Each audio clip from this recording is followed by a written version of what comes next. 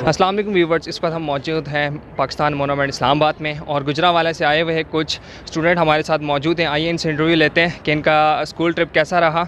मजीद updates के लिए GB True News HT YouTube channel को लाइक करें, सब्सक्राइब करें और बेल आइकन पर जरूर क्लिक करें ताकि हमारी सारी वीडियोस आप लोगों को बर वक्त मिल सके।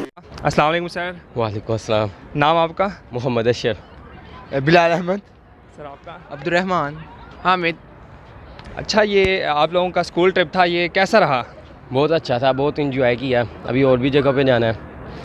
ये कितने दिन का ट्रिप था और नेक्स्ट आपका क्या प्लान है?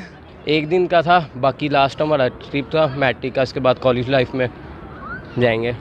तो अभी तक आपने अपने पूरे ट्रिप में क्या कुछ सीखा है? बहुत कुछ सीखा है, बहुत सी जगह घूमी है।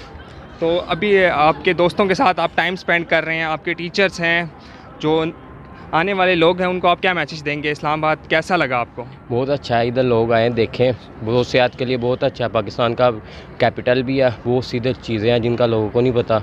हमने भी फर्स्ट टाइम विज़िट किया है।